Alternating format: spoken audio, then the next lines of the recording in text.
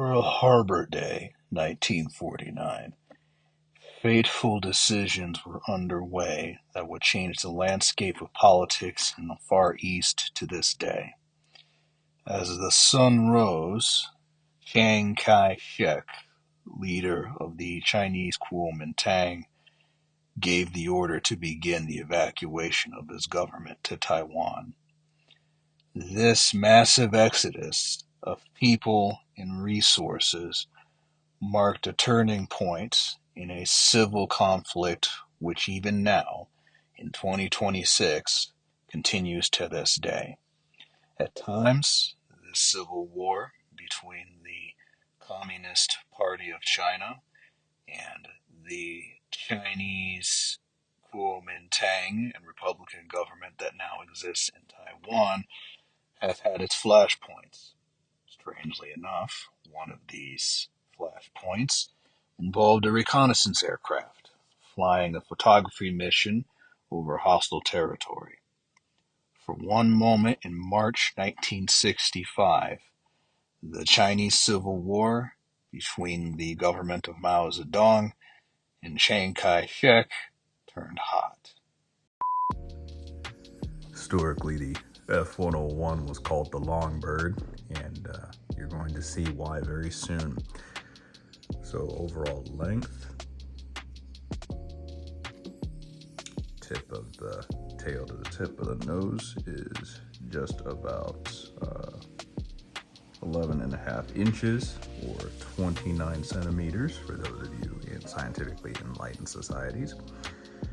For height, we have from the bottom to the top of the tail, that's just about 3 inches or 8 centimeters. And then for width, looking at approximate width here of 6.5 inches. In metric, that's about 16.5 centimeters. I'm going to take a look at the weight.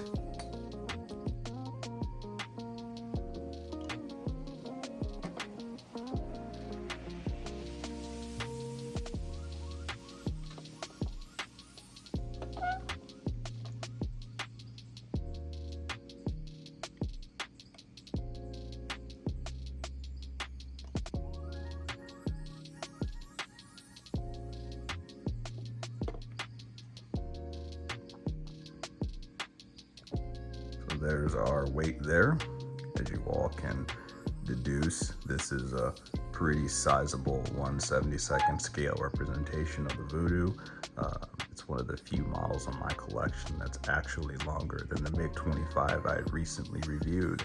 So pretty long, but I am glad to share that the details are mostly well done here. So we've got our air-to-air refueling probe, 5656 serial, and the walkway, as well as the Republic of China Air Force logos, adequately rendered with the strake accurately presented here as being over the national insignia on both sides. HobbyMaster had gotten that wrong on an older Voodoo release in the past, so I'm glad to see that's fixed, and the Nationalist logo on both sides with the engine labeling here. So I did paint the engine in the empennage silver because it comes in the flat gray plastic that HobbyMaster usually renders it in, and the real airplane was a little bit shinier. My first look at an F-101 Voodoo was at the Strategic Air Command Museum near Omaha, Nebraska. While I had gone there to seek out an exhibit involving a former Red Eagles MiG-21, the Voodoo's presence all but dominated the south side of the museum's main hangar. The giant fighter was built to fly long distances as a bomber escort in the event of World War III. Strategic Air Command envisioned that the Voodoos would fly alongside their bombers as the bombers flew into Soviet territory to drop nuclear weapons. Of course, the origin of this aircraft and its requirement I covered before, but in summary, after so many B-29s were lost in Korea because of jet-powered MiG fighters, the U.S. Strategic Air Command brass realized that the same problem would apply in the event of a World War III bomber armada attack against the Soviet Union from the U.S. And in so doing, the Voodoo was designed to be a big, long-range, high-speed escort fighter that would accompany the bombers on their mission of doomsday. Fortunately, the doomsday mission never came to pass, but the Voodoos were instead used for other missions. One of those missions that we'll cover in today's video is reconnaissance. As it turned out, a big Mach 1.8 sled of an airplane with two J-57 engines and a 1,000 knot high speed capability represented a really good way to make a reconnaissance platform in the early Cold War. And while the RF-101 variant that we're discussing is a little different from the F-101B that I saw in person, the airplanes are both nevertheless big, fast, powerful, and striking. I can still remember looking at the cockpit of the F-101B at the Strategic Air Command Museum and just marveling at how huge this thing is. We'll see more of this when we get into the video, but it's even bigger than the follow-on effort to the F-101 series, which was McDonnell Douglas's F-4 Phantom II.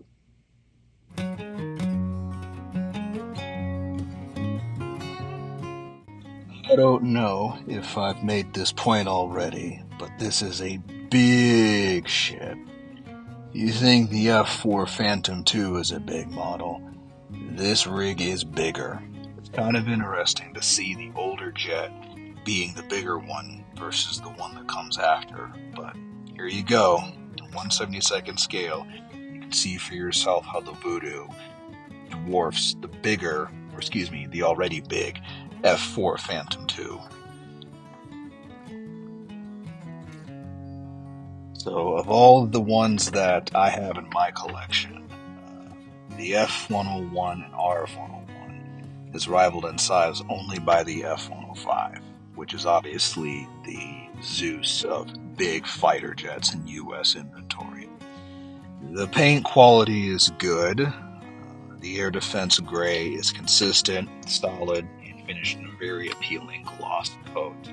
I'm sure the real airplane might have been a little bit less glossy than this, but first, HobbyMaster usually presents their models with a brand new factory finish, which I recommend from the manufacturer's perspective anyway, so I do like this, and it's certainly a better effort in terms of paint quality than the air defense gray that was on the first F-101B that I reviewed some years back on this channel.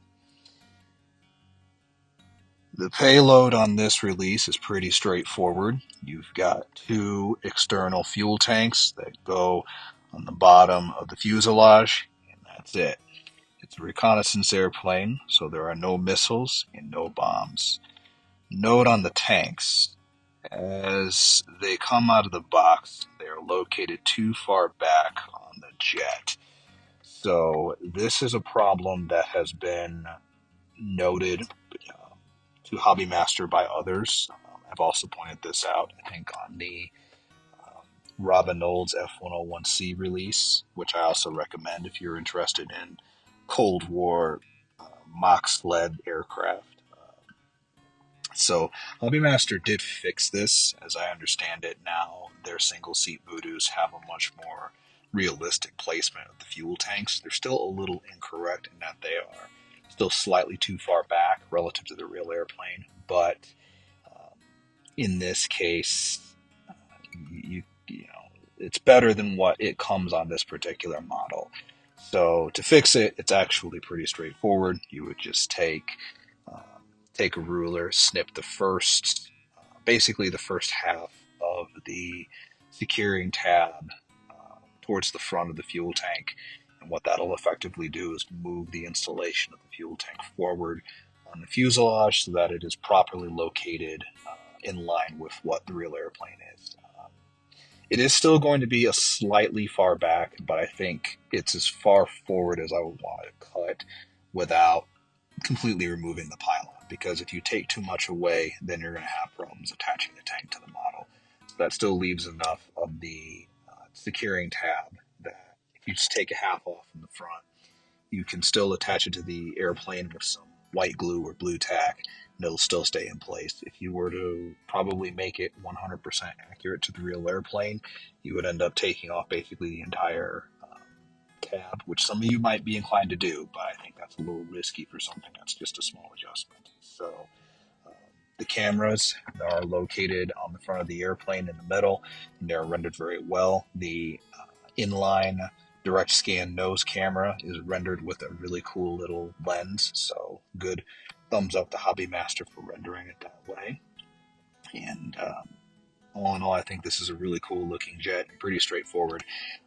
Unfortunately, reconnaissance airplanes just tend to not get much street cred, I guess, because they're not in the business of shooting things. So they don't make movies about people who take pictures, which is unfortunate because reconnaissance is so important in the annals of air combat history. So just having all of the attention on the fighter jets, it's a little misbalanced, and it's something that I'll probably talk to in a future video. But for now, I just want to do my part and highlight the importance of tactical reconnaissance, especially during the Cold War, before a lot of the modern innovations like drones and satellites really became very commonplace. So in this time, especially in the Cold War, the only way your country knew if your neighbor was planning to invade you was if you had photography from an airplane.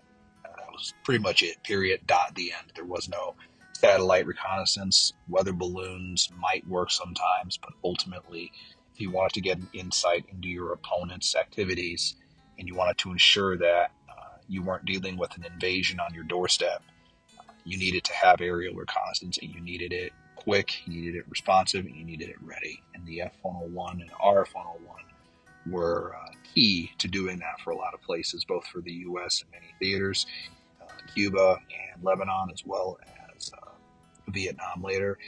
And in this case, it served that role with distinction for Taiwan as well, serving as a strategic reconnaissance resource for the Taiwanese government all the way up to the 1970s. So unfortunately, this particular example didn't serve that long. It was shot down by a communist Chinese MiG-19 in 1965. Essentially what the Taiwanese were doing is they were relying on the Voodoo's speed to get it past the communist Chinese defenses.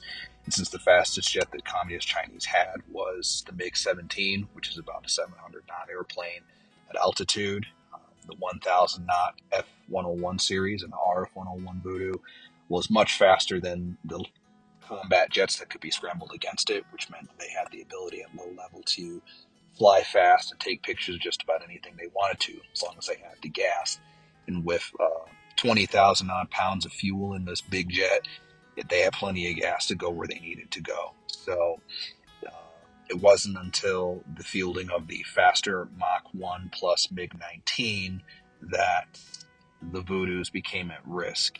And this particular serial, 5656, was one of the RF-101s that were covertly supplied to Taiwan in 1958 under Operation Boomtown, and was shot down by the Communist Chinese in 1965. So sounds like at that point the authorities in Taiwan and America realized that the RF-101 was vulnerable to supersonic MiG interceptions, and that's what led to these aircraft being pulled a little bit back. Although, according to the Taiwanese records, because the cameras on the RF-101 were still better than what was fielded on the later RF-104s that would be supplied as replacements, these still served in strategic reconnaissance roles through the 1970s. So there's a lot of stories that I wish we had access to, and unfortunately in the West I don't. But as far as I understand, there are about 139 sorties completed into communist China before this one was shot down. So that's a lot of flights for an airplane like this, and it's 4 other fleet mates to complete. But 139 successful penetrations of communist territory and 139 successful deliveries of film intelligence. That's, my goodness, that's an accomplishment. And it's certainly worthy of respect, and for me anyways, definitely worthy of inclusion in my collection. So for the negatives, again, the fuel tanks, as noted, they are in the wrong place, but that's a relatively easy fix. And the obscurity of the airplane, this is unfortunate, and it's not something I happen to like, and I do believe it's unfair to the reconnaissance community as a whole, but people know all about Maverick and dogfighting and F-14s and all that jazz, but the U-2s, SR-71s, RF-4s, RF-101s, the reconnaissance MiG pilots, their stories are just buried on the cutting room floor, I should say, because, it's just not as sexy. But those missions, in many respects, are why we live in the world that we do, for the good and for the not so good. Because without those photographic intelligences, some of those photos might well have averted wars. And no one ever writes books or makes movies about wars that have been avoided. But it's the wars that have been avoided which, allow society and the world as we know it to continue and to progress. So the role of reconnaissance airplanes is something that I'm really passionate about, if you haven't noticed. And unfortunately, they just don't get the respect and attention that they really deserve. And hopefully this video, in some small way, will move the needle on that point. So with all that said, I think this is a worthy addition to your collection if you like 1/72nd scale combat fighters or significant airplanes in general. And for me, this RF-101, armed with cameras only though it may be, is a worthy piece of my collection, and I'm glad to have it. So if you are somebody who collects Republic of China Air Force aircraft, obviously this is a given. But even if you are like a U.S. or a British main, still consider getting this, because events in the Far East have a funny way of impacting the rest of the world. So thank you for watching. If you liked my video or any of my other content, click the subscribe button and hit the like button, so that way you, me, and the algorithm are on the same page with liking my content. So thank you all again for subscribing. We're up to 873 subscribers now, which is utterly amazing. Thank you all for joining, every last one of you. I want to extend my personal thanks for appreciating my work and the work that is yet to come by doing this. So we'll catch you in the next video.